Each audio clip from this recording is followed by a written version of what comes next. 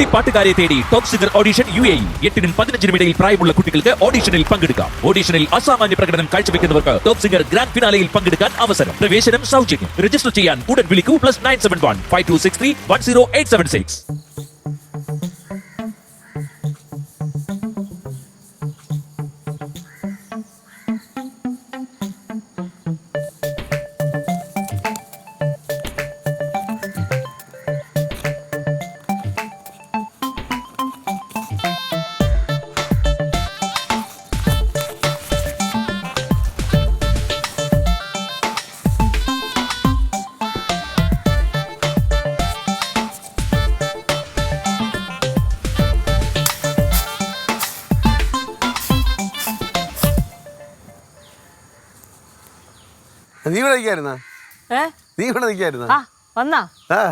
ഞാൻ ഇവിടെ ഒന്ന് തൂത്തുവരാന്ന് ചോദിച്ചു. ഞാൻ കണ്ടില്ല.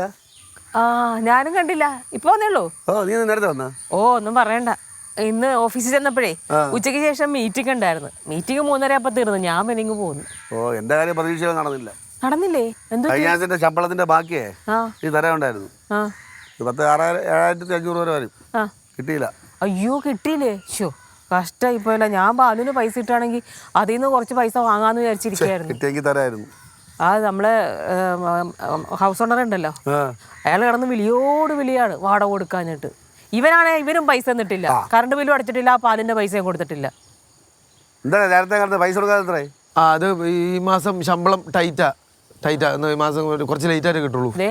ഓഫീസിലെ കാര്യം അറിയാമോ? അവരെപ്പോ നോക്കിയാലും എന്റെ പൈസ മാത്രമേ ലേറ്റ് ആക്കോടാ. എല്ലാവർക്കും കൊടുത്തതിന് ശേഷമാണ് എനിക്ക് പൈസ തരണേ. പിന്നാണെങ്കിൽ ലച്ചു നമുക്ക് പലചരക്കടയിൽ കൊടുക്കാൻ പൈസ തരണല്ലേ, അതും തന്നിട്ടില്ല. ചോദിക്കാൻ പറ്റുമോ? അവള് വല്ലപ്പോഴൊക്കെ എന്തെങ്കിലും കാര്യത്തിന് ഇവിടെ പൈസ ചെലവാക്കണല്ലേ. നിന്റെ കമ്പനി എന്താണ് കമ്പനി അടി?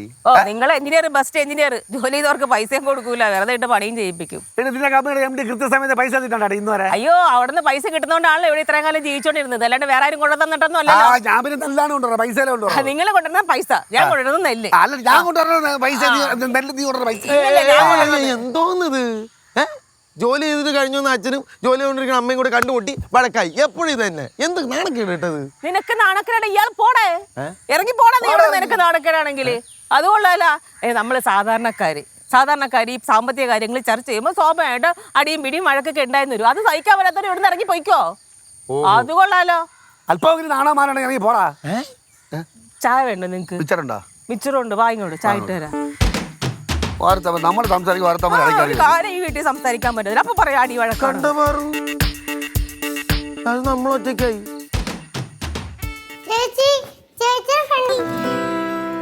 ചായ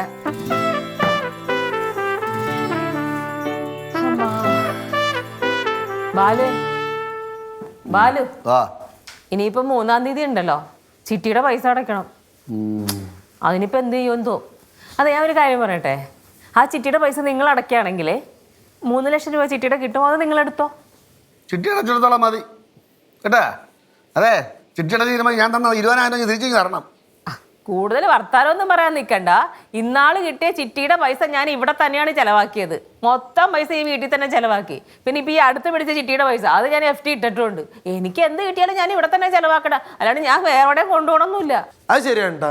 കുറെ സേവിങ്സ് ഉണ്ടെങ്കിൽ ഭാവി കാര്യങ്ങൾ നടക്കുള്ളൂ. അമ്മ പറയണത് ഞാൻ കേൾക്കാൻ റെഡിയാമ്മ. വലിയ ശമ്പളക്കാരൻ 3 വെള്ളിയാഴ്ചയാണ് ശമ്പളം കിട്ടാൻ നോക്കിയിട്ട് അതിനെ കുടുംബത്തിന്റെ ഭാവി പദ്ധതിയൊക്കെ തയ്യാറായിക്കൊണ്ട് വന്നിക്കണോ? എന്ത് പറഞ്ഞാലും അച്ഛൻ നെഗറ്റീവ് ആണല്ലോ. അച്ഛൻ എൻ്റെ പ്രായത്തിലുള്ള പിള്ളേരൊക്കെ സമ്പാദിച്ചിട്ട് ഒരു മാസം അങ്ങ് അടിച്ച് പൊളിച്ച് തീർക്കാണ്. ഞാൻ അങ്ങനെ ചെയ്യണ്ട. ഞാൻ ദൂർത്തടിച്ച് ചെയ്യണമെന്നാണ് അച്ഛൻ പറയണത്. അങ്ങനെ ജീവിക്കണം ഞാൻ. നിന്റെ പ്രായത്തിലെ പല പേരും പല പോക്കത്തിലാണ് ജയിലിൽ കിടപ്പണ്ടാ. നീ അതുപോലെ പോയി ജയിലിൽ കിടടാ. അച്ഛൻ എന്തോന്ന് വെച്ചാ പറയണത് പറയുമ്പോ? അല്ല, അപ്പൊ അവന് സ്വയബുദ്ധിയുണ്ട്. എടാ, നിന്നെ വളർത്തിയതും നീ വളർന്നു നിൽക്കാൻ നല്ല മര്യാദയ്ക്കാനല്ലേ. അപ്പം അതുപോലെ അത് കണ്ടും കേട്ട് പറഞ്ഞ് പ്രവർത്തിച്ചാൽ മതി. അതിന് വലിയ പരസ്യവും വേണ്ട, കൊട്ടിഘോഷിക്കും വേണ്ട. ഈ വീട്ടിലൊരു കാര്യം ചെയ്യാനേ വല്ലാത്ത കഷ്ടമായിട്ടോ. എവിടെ പോയി ഇരുന്നാലും ഈ ഒച്ചയും ബഹളവും മാത്രമേ ഉള്ളൂ. ഇതൊരു കഷ്ടമാണിത്. മക്കളെ ശിവാനി, എന്താ വെച്ചാ മക്കളൊരു കാര്യം ചെയ്യും. ആ പാറമടയിൽ എവിടെ നല്ല മുളങ്കാടുണ്ട്, അവിടെ പോയി ആരും ശല്യം ചെയ്യാൻ വരൂല. കൂട്ടിന് മുളമ്പാവ് മാത്രം കാണും. അയ്യോ, ഇത് പറയാനാണ് മക്കളെ ശിവാനി എന്നൊക്കെ പറഞ്ഞു വിളിച്ചത്. കേശുവിന്റെ അടുത്താണെങ്കിലേ ഈ ആപ്പ് ഡൗൺലോഡ് ചെയ്യണ 1000 വട്ടം ഞാൻ പറഞ്ഞു. അവരൊന്നും കേൾക്കാൻ നേരമില്ലല്ലോ. ഒന്ന് നിർത്താവോ? പഠിക്കാണ്ടെന്നല്ലേ പറഞ്ഞ എനിക്ക്. പോയിരുന്ന് പഠിക്കണോ? അതല്ല, എന്തൊരു കഷ്ടമായത്. മനുഷ്യരുടെ ടെൻഷൻ അടിച്ചിരിക്കുക. ആ വൈകുന്നേരം ഇനി ആ ഹൗസ് ഓണർ വിളിക്കുന്നു, അയക്ക് ഇനി വാടക കൊടുക്കണം. അതിനിപ്പോ എന്ത് ചെയ്യുമെന്നാ ഞാൻ വിചാരിക്കണേ. വാടാ, അല്ലാണ്ട് എന്ത് ചെയ്യാനാ. പൊന്നോ, ഇതെങ്ങാനും കണ്ടു കഴിഞ്ഞാൽ ഇപ്പൊ അടിച്ചു മാറ്റി കൊണ്ട് കളയും.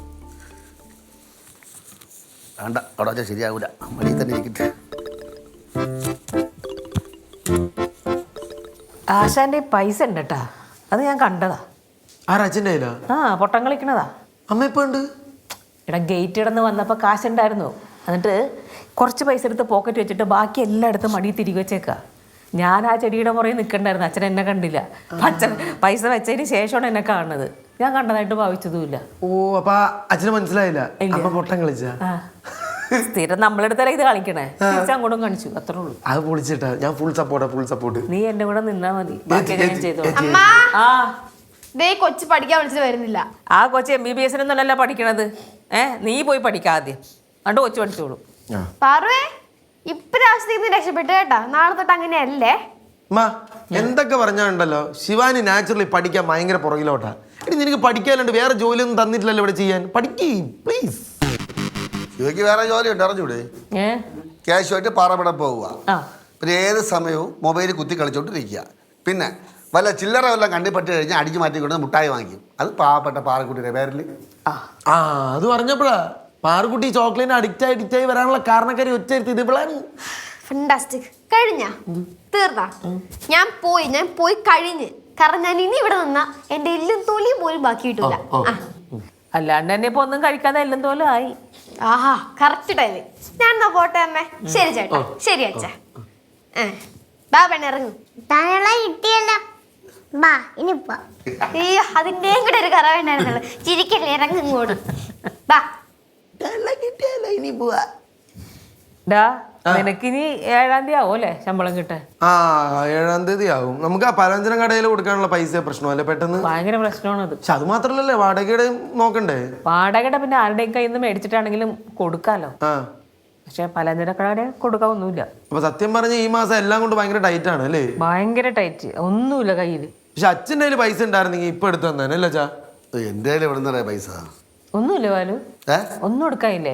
എൻ്റെ കയ്യിൽ ഒന്നും ഇല്ലടി. എന്തെങ്കിലും തപ്പി വെക്കോ, വല്ലതും കിട്ടിയാല? ഒന്നുമില്ല. എന്നാ ആലോചിച്ച് ഒന്നുമില്ലേ? ഒരു 1000 രൂപ കിട്ടി. 500 നീ പിടിച്ചോ. 500 എനിക്ക് വേണം. അല്ല, ചായ വല്ല കുടിക്കാനാ. കൈ ഇരിക്കട്ടെ. അത് ചെലവിന് വെച്ചോ അമ്മ, ചെലവിന് വെച്ചോ. അതാണ് ഈ പൈസ നമുക്കിപ്പോ വീട്ടിലെ ചെലവിന് എടുക്കാം. പക്ഷേ എന്നാലും അടുത്ത ആഴ്ച വല്ലതും കിട്ടുമോ? അല്ല, അടുത്ത ആഴ്ച കിട്ടണതും ഈ ആഴ്ച കിട്ടണതും എല്ലാം കൂടി ചേർത്ത് വെച്ചിട്ട് ഒരു 10,000 രൂപ എടുക്കാനുണ്ടാവോ? 10,000 ഉണ്ട്, തരും, കിട്ടുമായിരിക്കും. പക്ഷെ എനിക്ക് അതിൻ്റെതായ കടങ്ങളുണ്ട് കേട്ടാ. കടങ്ങളാ? അതെന്തോന്ന് കടങ്ങൾ? ഉള്ള മോനയുടെ കുറെ നേരം കൂടെ ചൊറിയണല്ലേ. കളിക്കാൻ ലേറ്റാ കൂടുതൽ. കടങ്ങൾ എനിക്കുണ്ട്. അതിന് കണക്ക് തരണോടാ. ഞാൻ വല്ലതും കൊണ്ട് വീട്ടിൽ തരണില്ലേ? പിന്നെ എന്ത് കണക്ക് ചോദിക്കണത്? വല്ലതും കിട്ടണത് ഇങ്ങോട്ട് കൊണ്ട് തരണില്ല എന്ന് പറയാൻ ധർമ്മസ്ഥാപനത്തിലേക്കൊന്നല്ലല്ലോ കൊടുക്കണത്, സ്വന്തം വീട്ടിലേക്കല്ലേ തരണേ. അതിന് കണക്ക് പറയണോ? എവിടെ നിന്നാ ശരിയാവൂല. ചൊറിനാടാ.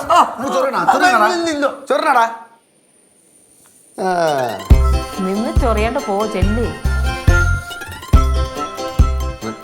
തരാം. പോവാ. കയ്യില് പൈസ ഉണ്ട് കേട്ടാ. ഉണ്ട്.